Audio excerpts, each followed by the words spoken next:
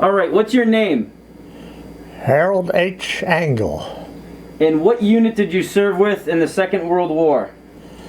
I was assigned as a replacement with the 28th Infantry Division, 112th Regiment. Also known as the Bloody Bucket. Right.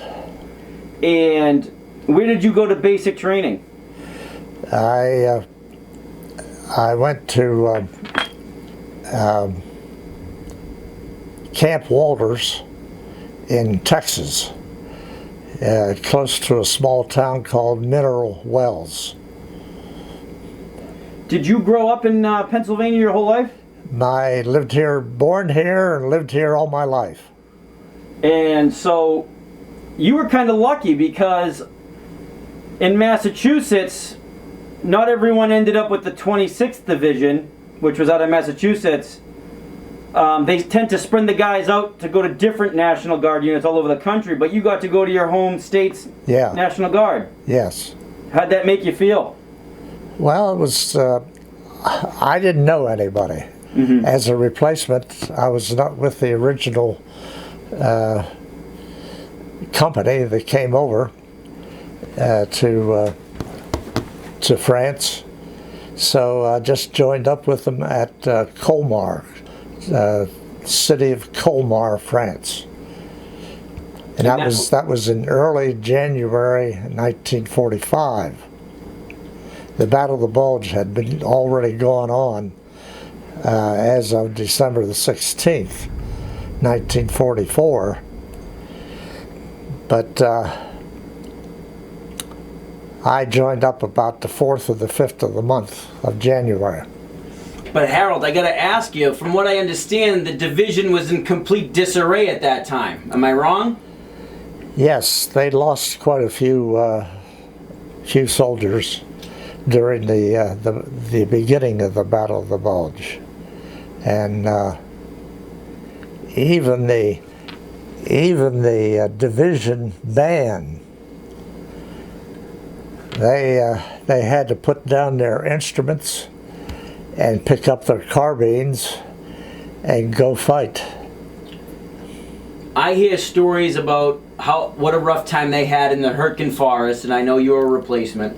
Yeah. And then how they were pretty much overrun during the Battle of the Bulge, and there was just miscellaneous guys running around everywhere. They even formed a team of them, in Team Snafu in Bastogne, I think, around that area. Where did you first start to see combat with your regiment? In Belgium or? No, in France. In France, okay. In France. And what was your first kind of combat experience? I know a lot of guys came under artillery fire. Tell me about it. Well, I was only there with the division I joined one day, and the next night I went on a patrol mission to take out a machine gun nest up in the Vosges Mountains. That's Vosges, Vosges Mountains, not too far from Colmar, France. On the way up the mountain, it was our platoon was chosen to go take this machine gun nest out. Hold on one second. Okay, go ahead. Our sergeant led the column to go up a trail. There was snow on the ground, about anywhere from 4 to 6 inches of snow. And the Germans laid a wire across the trail. When the sergeant got to that wire, he didn't see it, it was under the snow. He tripped it. And when he tripped it, flares went out all over lit up the whole side of the mountain. And as soon as those flares went off, then the Germans opened up fire with the machine gun about where they thought we were. Fortunately, there was a depression in the ground where we could hunker down so that the bullets were flying over our heads instead of at us. But we were pinned down all night. We went in there about 8 o'clock at night. And finally, around 5 o'clock in the morning, the commanding officer said, we can't go up this way. It's too many people are going to get hit. So he said, we're going to go back down the mountain and try to come up and get them from behind. So they appointed me a second scout, and we were going up the mountain again a different way. We put white hoods over us to camouflage us in the snow. And as it began to get to be daylight, and I was walking through the snow, I was on the left flank. The first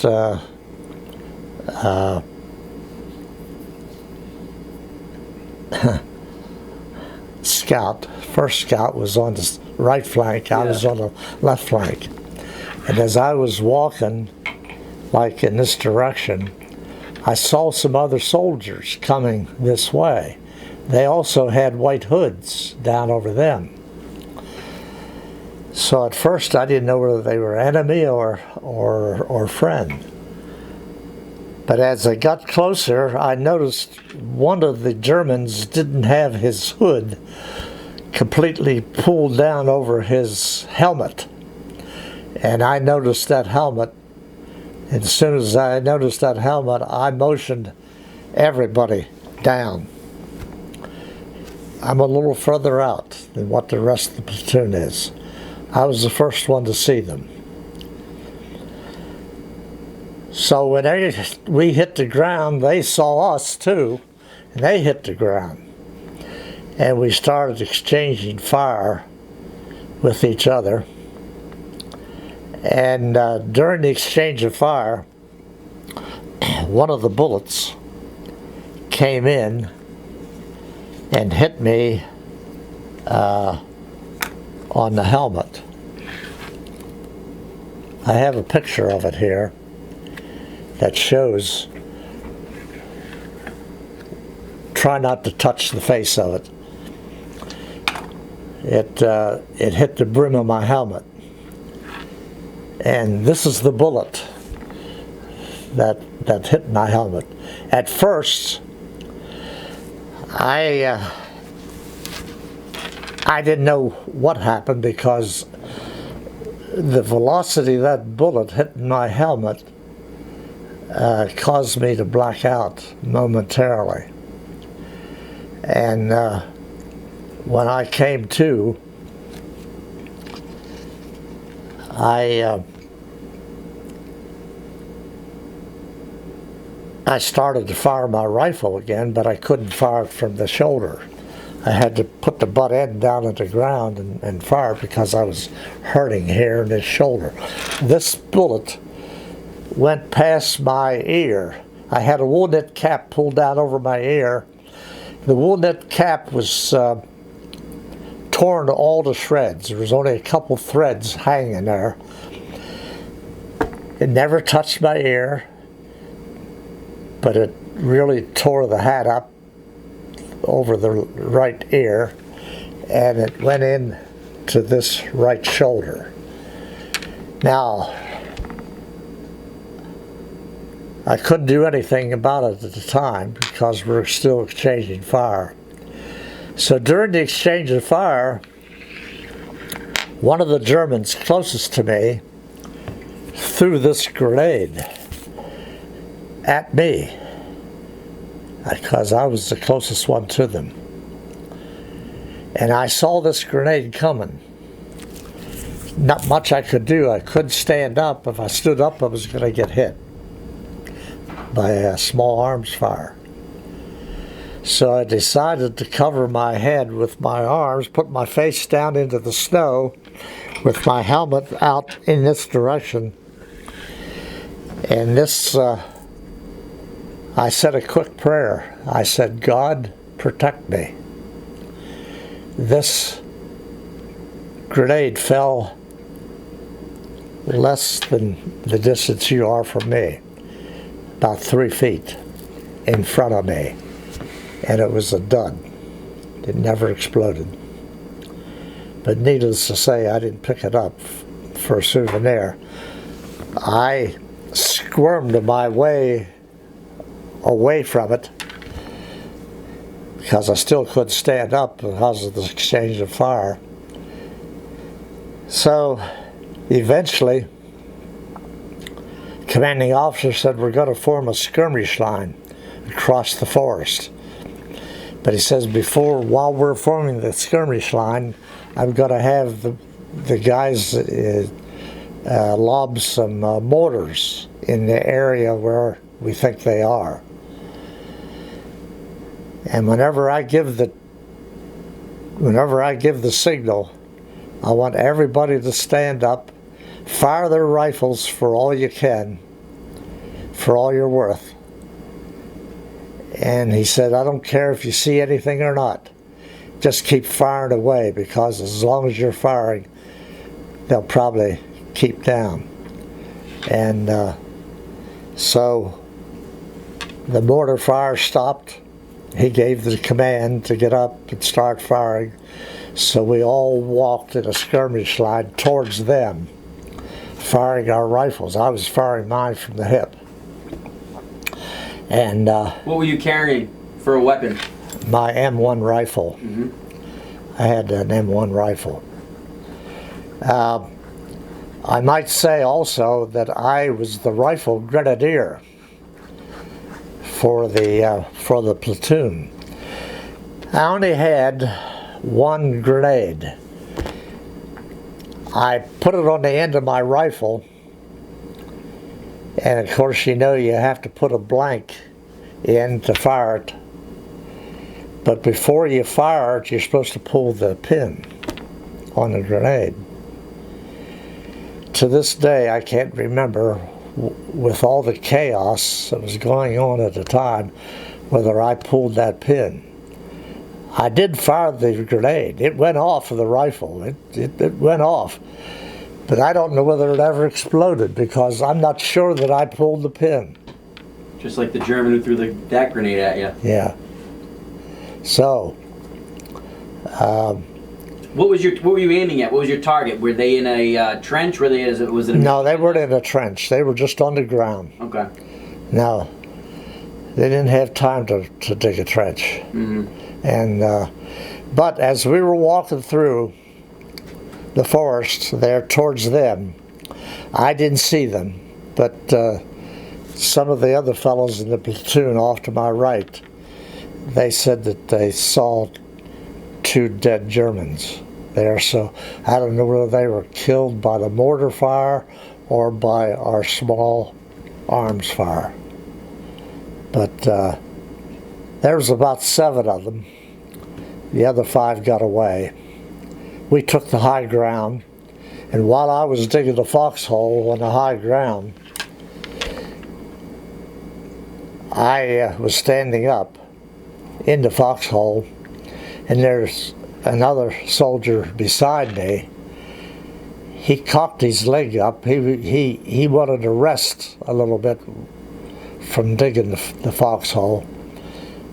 So he cocked his leg up on top of the foxhole, and the Germans heard us digging in, and they were strafing the area, and I can still see the bullets going across in front of my foxhole, and it hit him in the leg.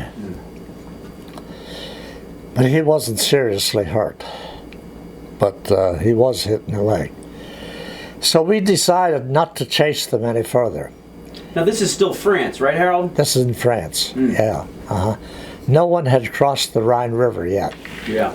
And so the commanding officer said, well, we're not going to pursue them any further. I mean, they could either get captured trying to get back to the German lines, or get into another skirmish with another platoon someplace. We decided not to pursue them any further. So that was over with, and I decided to go back to the rear where we had a medic. And I said, I was hitting this shoulder here. I said, it's hurting. I don't know how bad it is. And he said, well, strip down. So I had an overcoat on. I took my overcoat off, my field jacket, my OD shirt. I had a sweater on, and I had an undershirt. When I took the OD shirt off,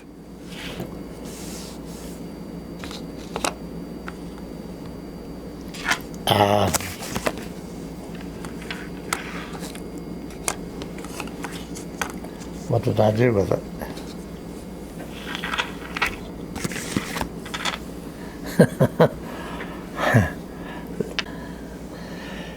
That's about 2/3 the size of it. About 1/3 of it broke off when it hit my helmet.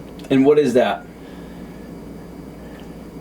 It's from an automatic weapon, because they had automatic weapons. We had just M1 rifles. But it's a bullet, right? Yeah, and it was like in a magazine that they put a magazine in, fire a volley of bullets at one time. But anyways, while I stripped down, took the OD shirt off, this fell down into the snow, and the medic saw it. I didn't see it, but the medic saw it. He picked it up and he said, here's a souvenir for you. So he looked at the shoulder. He said, all it is a bruise. Wow. No blood. Didn't draw any blood. But it was sore. But anyways, it was so that was the first bit of combat that I was in, and it really was the most combat that I had been in. Right in the beginning, yeah. What about did you go into Germany at all? Yes. Yeah. Did it get intense out there? Well, there was a small town called Hellenthal, Germany. This is before we got there, though. No one had crossed the Rhine River at this point. This was in January, and early January, and so they wanted, there were two small islands in the middle of the Rhine River. We weren't too far from the Rhine River. So they chose 8 of us from our platoon. I was one of the 8. And we trained on a lake in France. We had a rubber raft, and we were pulling another rubber raft behind us. 4 of us in a rubber raft, and we were supposed to go on a mission to cross the Rhine River over to those 2 small islands in the middle of the Rhine. And we were about ready to go whenever General George Patton and his tank battalion crossed the Rhine River first. And when he crossed, our mission was called off. We didn't have to go. So we walked across the bridge. Yeah. And we went into a small town called Hellenthal, and there was a big hill there. The Germans had dug a trench all the way around the perimeter of this hill. And we took the hill, and the Germans were down in the valley. So while we were there, though, they had a tank down there in the valley, which was firing 88 millimeter shells at us on the perimeter of that hill. They also had artillery down there that were lobbing in at us. And they had what we called them screaming mimes. They were mortars, and they screamed like a woman screaming all the way down. You could hardly tell whether they were going to land, but it was sort of a morale buster in a way. But anyways, they were firing those at us. Fortunately, none of them came close to me, but there were some medics that went in.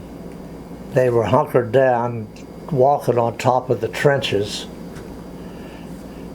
and they were hunkered down about like this, going like this with their red crosses on front and back. And don't you know that the Germans, when they saw those medics, they stopped firing. They didn't send any artillery. The tank didn't shoot any 88s in. They didn't send off any mortars. Everything got quiet. As soon as those medics got the wounded out, they started up again. How did that change? Did that change your opinion on the German soldier himself? Well, I figured it probably was not a German soldier that made that decision. It had to be, I think, a German officer. Now, this is just my supposition, but I just feel as though that the German officer, when he saw those medics taking wounded out, that he had enough compassion to let those medics do their job and not do anything until they got out of sight. Did you have did that change your opinion or mind on Germans in general? No, not at all. As in, you still hated them, or you still liked them, or respected them? I didn't hate them. I didn't respect them. I just, I mean, you're just like all the rest of the soldiers there. You're there because you were ordered to be there. Right. You're doing a job that had to be done. But that's what I gather from most veterans. Do say the same thing, you know. Yeah. But, and I don't think these were regular German soldiers that would do anything like this. I think it was more like the stormtroopers or Gestapo, which was really the ones that were the most vicious with anybody that they caught. But I mean,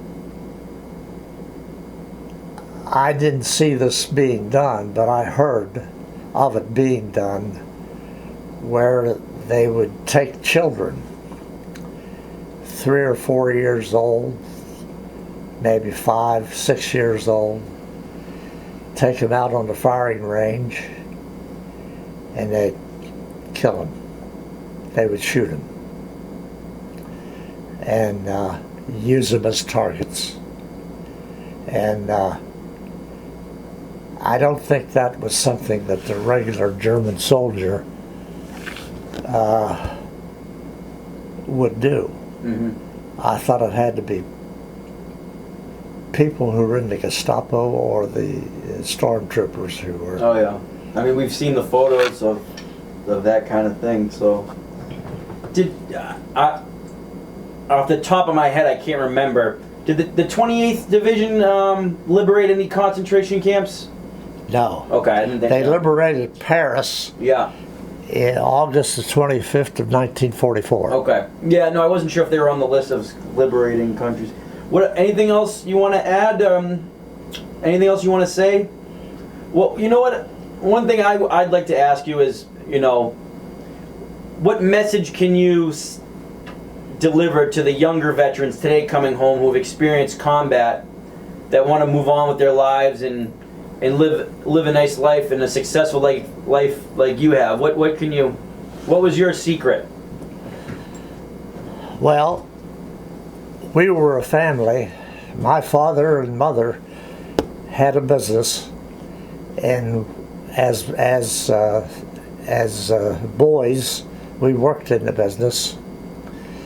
And I had a brother who was older than me, 3.5 years older than me, and he also worked in the business. And we never worked for anybody else. We always had our own business. Like I said, after the war, my father had this Lincoln Mercury franchise that we were able to sell Lincoln Mercury automobiles, starting with the 49 Mercury and 49 Lincoln. And so we were in the automobile business from 1948 until 1977, when we sold out. So you attribute focusing yourself thanks to your dad? Thanks to your dad kind of taking you under his wing and keeping you busy and not have time to like dwell on things or Yeah, I would fall say. through the cracks? Yeah.